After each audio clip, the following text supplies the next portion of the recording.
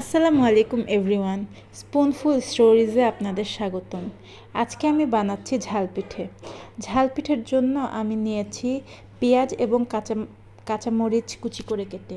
তার সাথে আমি অ্যাড করছি আদা রসুন বাটা, হলুদ গুঁড়ো, মরিচের গুঁড়ো, ধনে গুঁড়ো, গরম মশলা গুঁড়ো, জিরে গুঁড়ো, বেসিক কিছু মশলা অ্যাড করে লবণ দিয়ে তা হাত দিয়ে ভালো করে মাখিয়ে নিচ্ছি।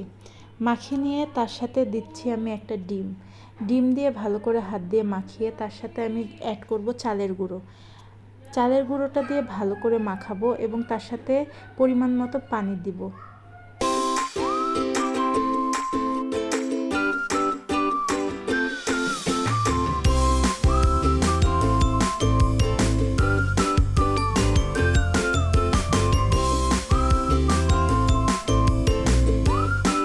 পানি দিয়ে পাতলা একটা ব্যাটার তৈরি করে কড়াইয়ে তেল দিয়ে তেলটা গরম হওয়া পর্যন্ত অপেক্ষা করব এবং তেলটা গরম হয়ে গেলে একটা চামচের সাহায্যে 1 চামচ করে তেলের ভিতরে পিঠার ব্যাটারটা ঢেলে দিয়ে এটা ভালো মতো তেলে ভেজে নেব।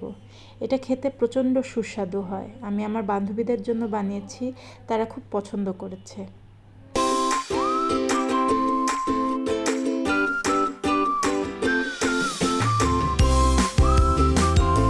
ভেজে নিয়ে তুলে নিলাম। এই দেখুন, দেখতে এরকম হয়েছে, খেতেও কিন্তু বেশ মজা।